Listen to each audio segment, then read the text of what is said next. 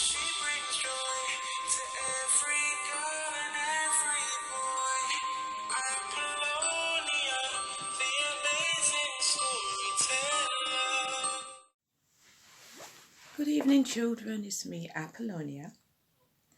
Tonight's story is about twin sisters who refuse to share anything that they have. The title is called The Butterfly Princesses and it's by Rachel Beckles.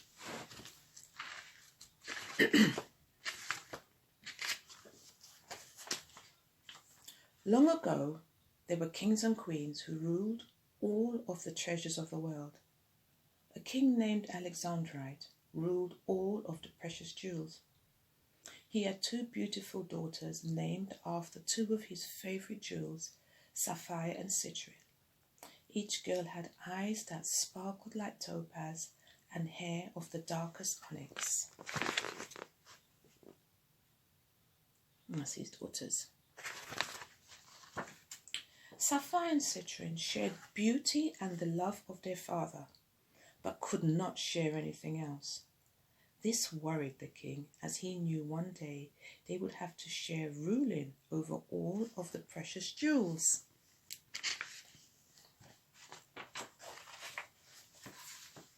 After watching his daughters argue one day, King Alexandrite turned to Mother Nature in despair. This is Mother Nature. This is the king. Dearest Mother Nature, what shall I do?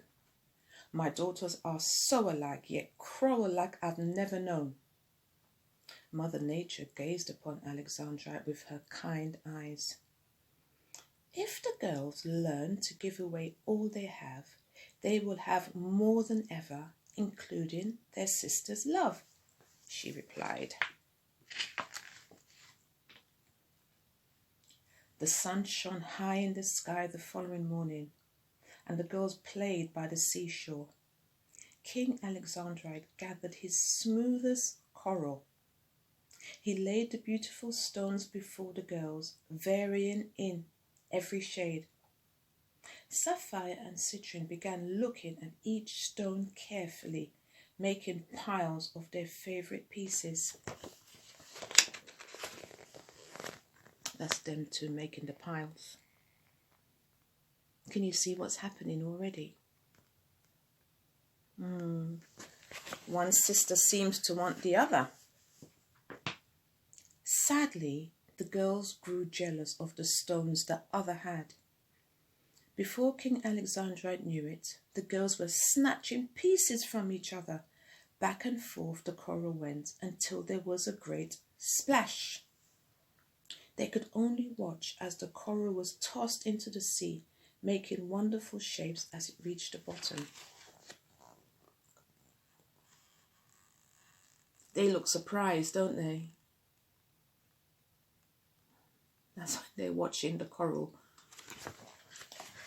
go to the bottom. And this is what they can see. See how beautiful it is. Once the pieces settled, Sapphire and Citrine saw that the coral had made homes for all the little fish who lived at the bottom of the sea. King Alexandrite watched as the girls smiled at the fish as they swam to and fro against the coral. But the girls frowned at each other. He knew he would have to try again. That's them smiling before they began to frown. Doesn't take long, does it? The moon hung low that night in an almost empty sky. King Alexandrite showed his girls a small bag. Inside was a cluster of diamonds that twinkled as they reflected the light of the moon. Now, can you see what's happening here? See? They're already pulling it. What do you think is going to happen next? Sapphire and Citrine both grabbed that small cloth bag back and forth until it went whoosh. And that's what happened next.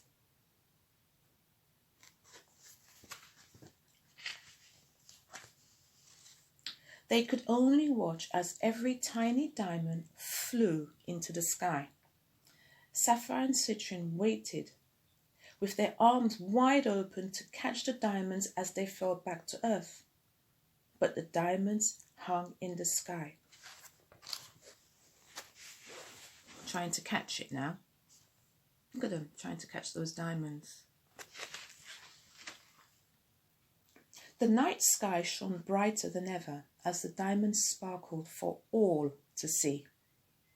King Alexandrite watched as the girls smiled at each and every diamond in the sky, but frowned at each other. He knew he'd have to try again. So that's them watching the stars, the diamonds like stars.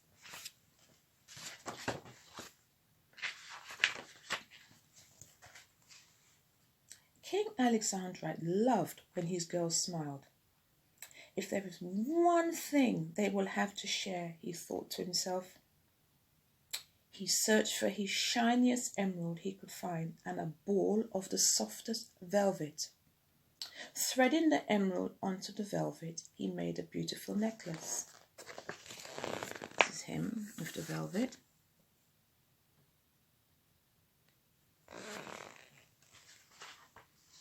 The king asked each girl to hold out one hand. Standing side by side, the two girls held out a hand.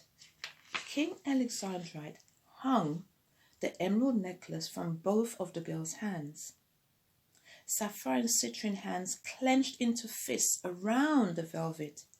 They yanked the necklace back and forth until ping. What do you think happened there? This is them holding their hands out for the necklace.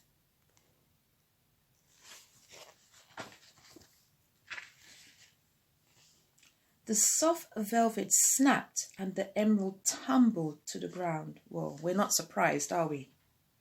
It bounced off the hard floors and immediately sank into the soil. The emerald resurfaced as green shoots presenting pods. That's what the emerald has done. The green shoots. Can you see the pods? Sapphire and Citrine watched as mice and other little creatures began climbing the shoots and dining on the shiny green peas inside the pod. King Alexandra watched as the girls smiled as the creatures dined on the peas, but they frowned at each other. He knew he'd have to try again. There's the mouse eating the peas. See it?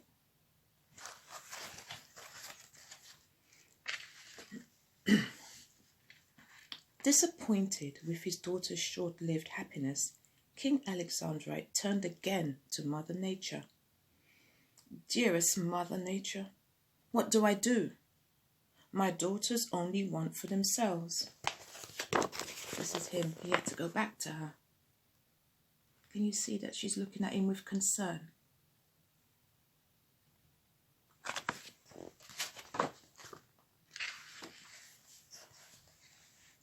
Mother Nature took a jewel from his robe made of hematite. She gently blew on the jewel and watched it as it uncoiled into a caterpillar. There's her taking it off his robe. And there's the caterpillar in the hand. This may help, she said, as she carefully placed it on the palm of his hand. That's the two daughters, remember? King Alexandrite asked his daughters to sit by the peas to present them with their final gift. On a leaf, he placed the caterpillar. He watched as both girls sneered at the little creature. Yuck. However, Sapphire and Citrine couldn't help but watch as its little body stretched and squashed as it travelled along the plant. There it is, caterpillar.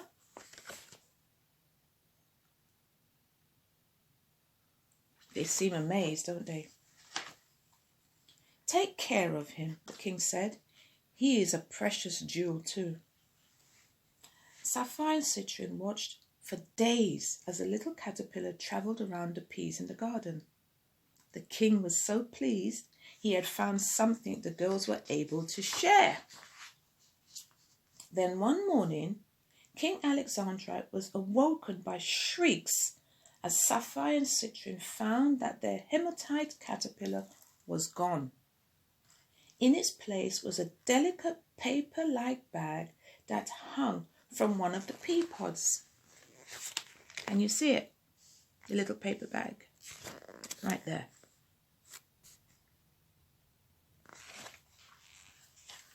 Now together, they made a bed of leaves and flowers for their little caterpillar. And they waited and they waited. That lovely bed they made for him.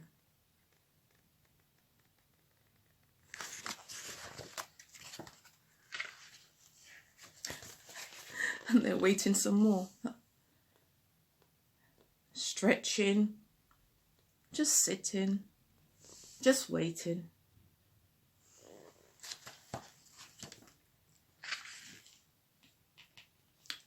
They had almost given up when one day the little paper-like bag tore. Out climbed a beautiful butterfly. Now, isn't that beautiful? Yeah? Sapphire and Citrin danced and hugged each other for the very first time. Wow. Their butterfly flew in the air to join a kaleidoscope of butterflies that swirled in the sky. Look at that. Loads of beautiful coloured butterflies. Do you like butterflies? Look at that.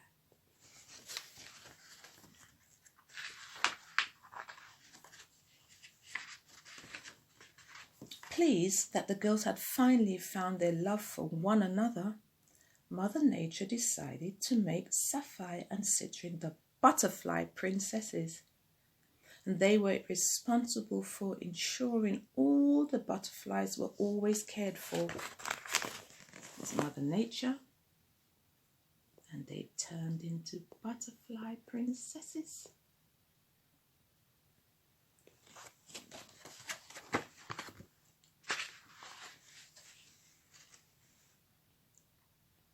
The hematite butterfly returns every year to find the sweet emerald peas in Sapphire and Citrin's garden. He brings all of the other butterflies, knowing that the girls will share them all. So look at that. They're butterfly princesses and all the butterflies are coming back to the peas. There you go. What do you think the king was trying to teach them? What he was trying to teach them, sharing, is caring. And Mother Nature has given them the butterfly wings because they learned to share and care for each other. I hope you move around, walk around, play around, sharing everything with your brothers and your sisters. You take care.